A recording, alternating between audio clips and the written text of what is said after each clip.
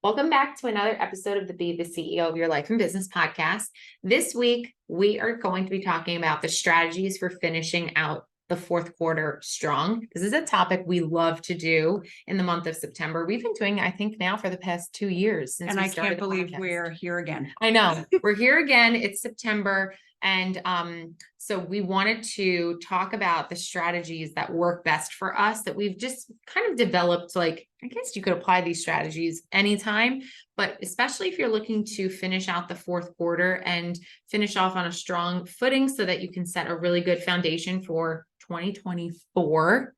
Weird to say that. Yes. These are strategies that I think are just proven time and time again to be helpful, to set yourself up for success.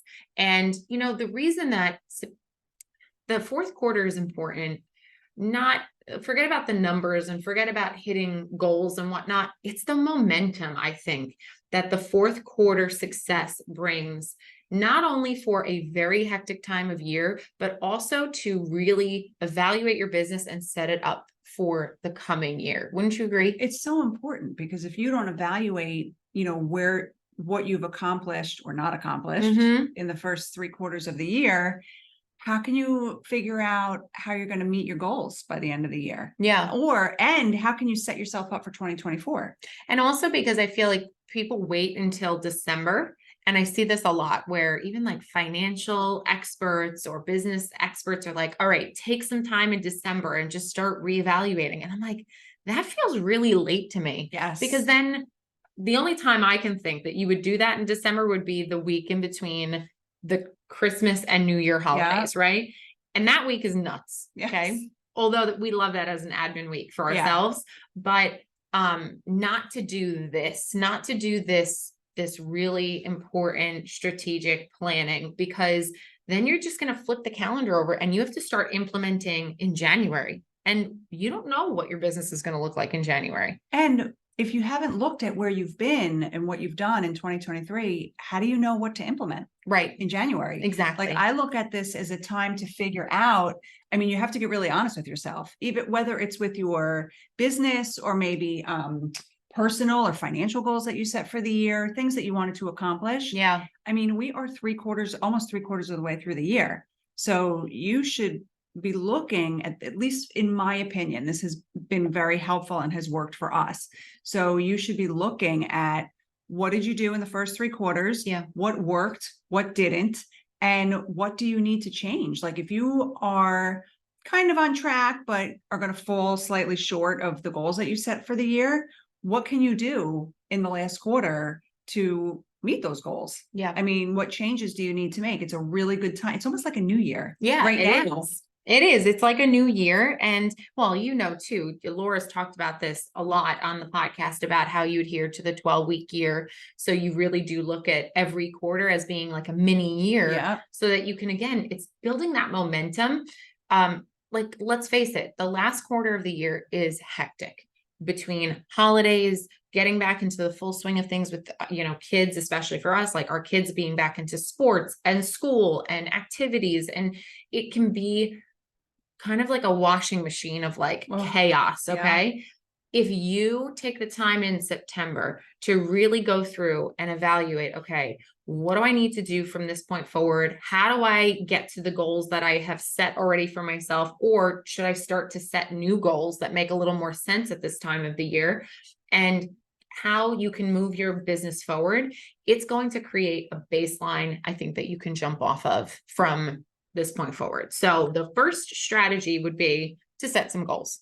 Right. Like, if you have not set goals during the year, forget about it. Don't beat yourself up about it. Just set them now. Right. So set clear goals. We always talk about SMART goals being, the best way to set goals, and they have to be specific. You have to be able to measure them. They have to be really aligned to the purpose of your business. Mm-hmm. You have to have some kind of measurement as to when they're going to start or end, or if there's like a sales figure that you're trying to reach, or maybe you're trying to onboard a new team member.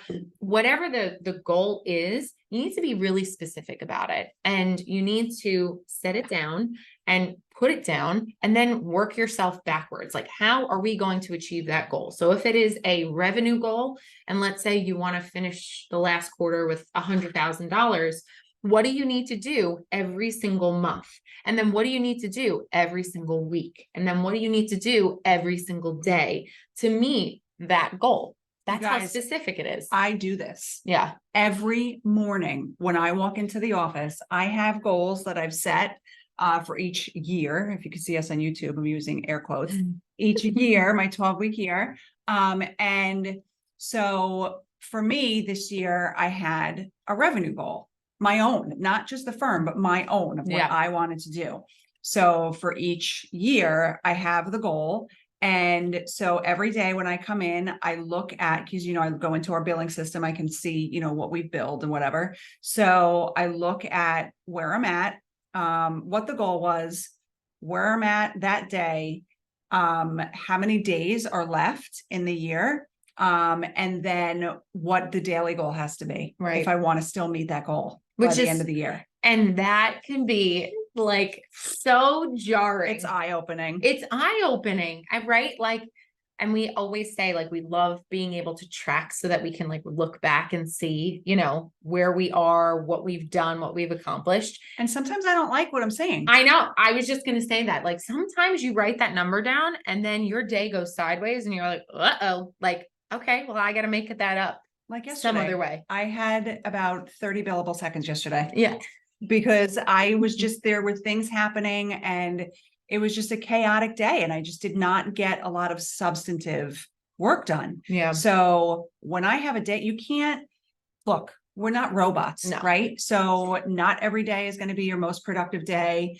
I'm not going to be billing 10 hours every day. Like, it's just not my life anymore. Yeah. So when I have a day like yesterday, even though I don't want to, I have to come in the next morning. Like, I came in this morning, sat down, looked at, so the next day I will look at the prior day and look at what my total was. And I'll write total and the number on the day before. And then I deduct that from the remainder of the goal, right? This. Yep.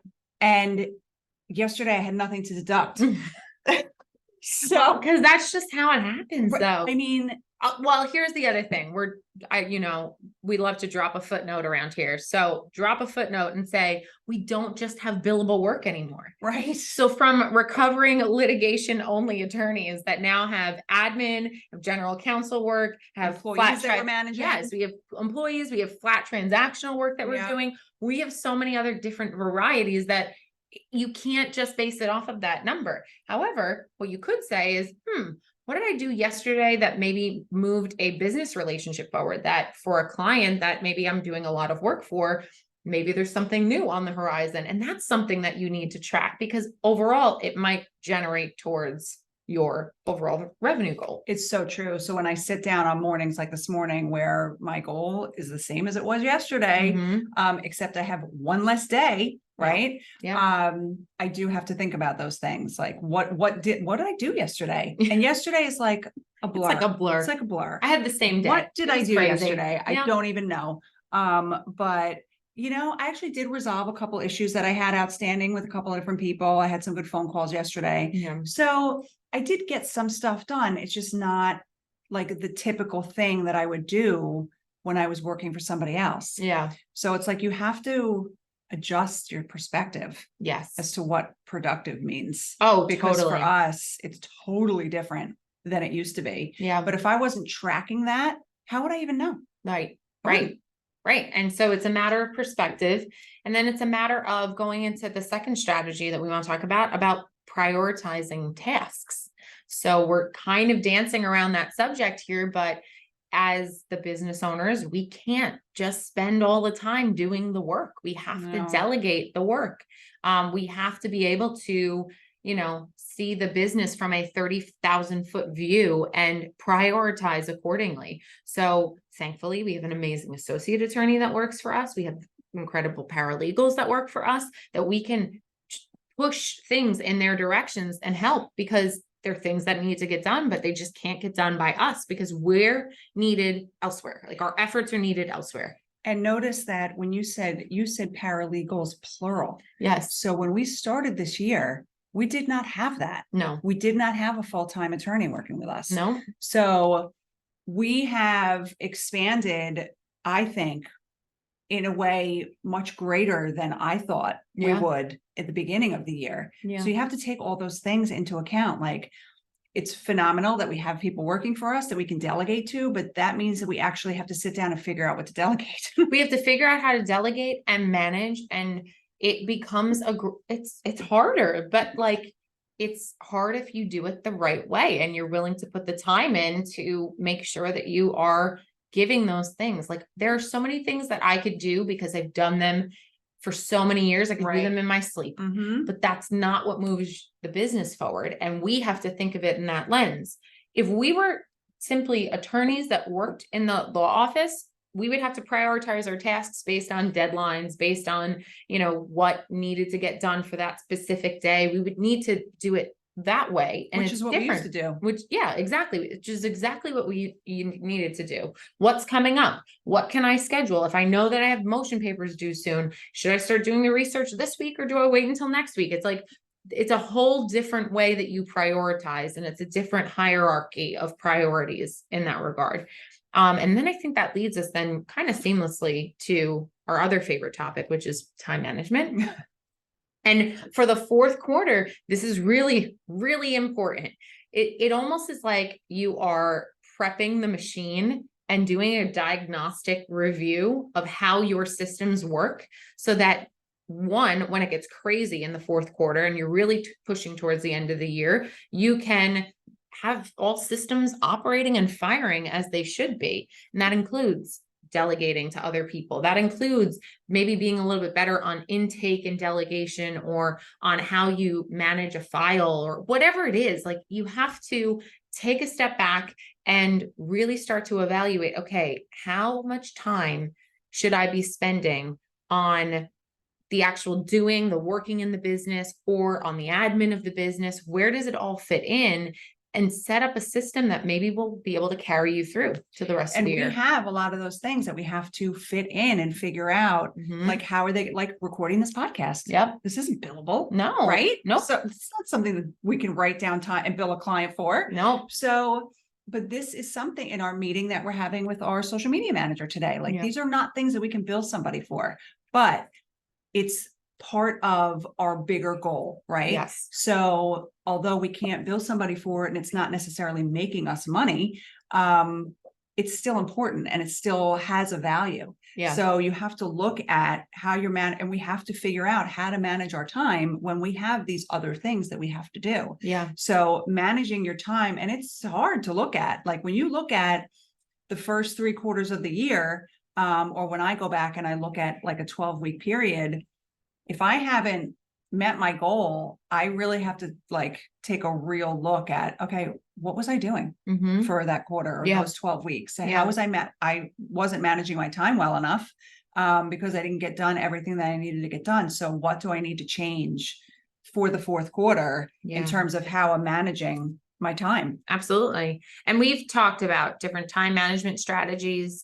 A couple of episodes ago, we actually had an incredible conversation about, time blocking, which is one of our favorite strategies and tools. And then also the Eisenhower method about prioritizing and delegating. So those are great resources to check out and just see like if that's going to work for you, because if what you're doing is not working and you feel like you're coming in every day and your day is running you and you're not running the day, then something has to change time-wise. Something has to change with your to-do list. Maybe you're a little too overzealous of what you think you might be able to get done in a day. Maybe you're setting unrealistic expectations for your clients or customers that you're going to get things to them that you might not. That in is that time such frame. a good point, and it's something I was thinking about. I think I talked about it on my Instagram stories, maybe yesterday, the day before in the morning.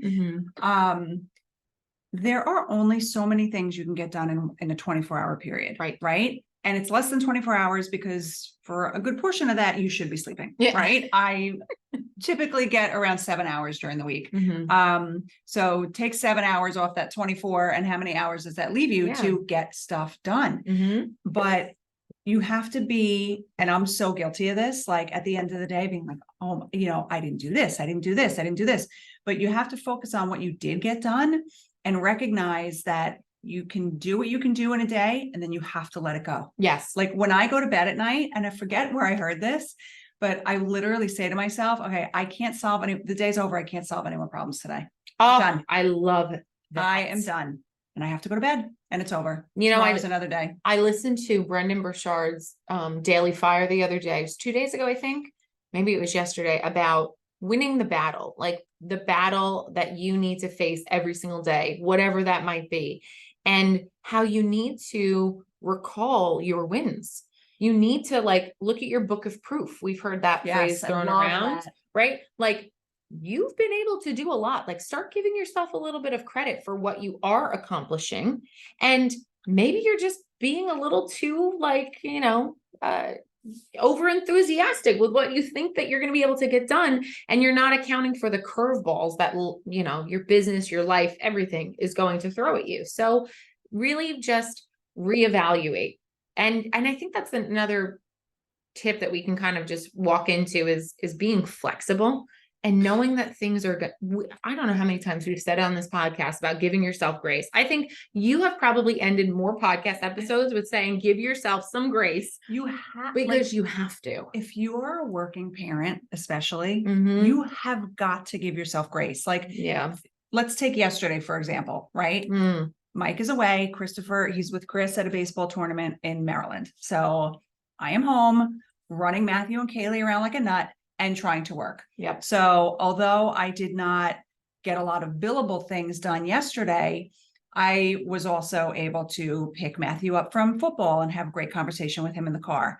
I made dinner for the both of them. I got him to baseball. I got to hang out with Kaylee. We watched the Chiefs game last night. So like it doesn't have to be work related. Yes. I did accomplish other things. They may not necessarily be things somebody's going to pay me for, Right. but they're really, you can't even put a price on them. Yeah. So you can't look at your day as just, what do we always say? We don't believe it's work life and home life. It's just life. Yeah. So you can't just look at what you accomplished at work during the day, because there are so many other things that you have in your life. And I heard this really great quote this week, and I'm probably going to have you and I talk about it as a podcast episode separately, is like, start to find the joy in the things that you're doing. Like, instead of just trudging through every single task, brushing your teeth might not be, the thing that sets your heart on fire, but like, find joy in the fact of like, oh, all right, I did something good for myself. Make your bed in the morning. Like, oh, yes, I did that. And my bed's going to be an inviting place to flop into at the end of the night. Like,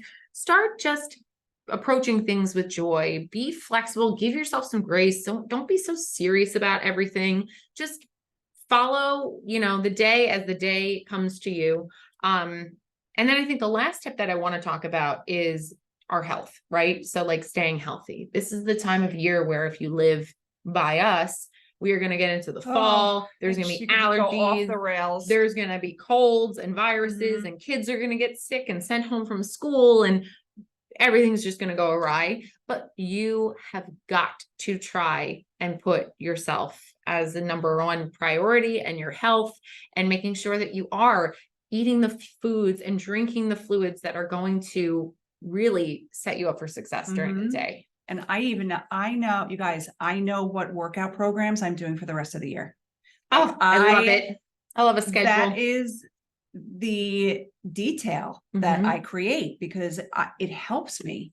It's one less thing I have to think about. And doesn't it make you excited? Yes. It's like setting those little goals or those little, like, I don't know, plans out. It gives you something to look forward to in the midst of the chaos that it's going to be. But it's like, if you can say, oh, that's right, I get to do a workout with Joel, who probably is your favorite, he's in that list, but like, I get to work out with him today. Like, exactly what you can look forward to for the day. Definitely. You know what I mean? And it's just one less decision I have to make every day. Yeah. So if I know now that in September, I'm going to do what is it, 4 weeks for everybody, the super block. Yeah. So I'm going to start that on Monday. And so I don't have to think about it. Yeah. I already know what I'm doing. So we have to make so many decisions on a daily basis, and my brain is just tired. Yeah. So if I can even just reduce the amount of decisions that I have to make first thing when I wake up in the morning, I don't even have to think about it. And that's all towards your health. Right. That is all towards those things that you put on autopilot. What if you could just put all of your meals on autopilot. Look into a meal service for the last 4 months of the year. Who cares? Like, do something for yourself. You know that you're going to eat healthy, drink less coffee, to all my coffee fanatics, to drink more water, to get your workouts in, get a walk in when the air is nice and crisp and cool and not hot and humid and disgusting. Like, do those little things to help give yourself the vitality that you're going to need for the rest of the year. Yes. So if you have not planned on it, you should plan on looking at the last quarter of the year as a time to reflect on the first three, figure out what you want to do for the last quarter and how you're going to get ready for 2024. So we hope these tips were helpful. We thank you for spending time with us, and we'll talk to you on the next episode.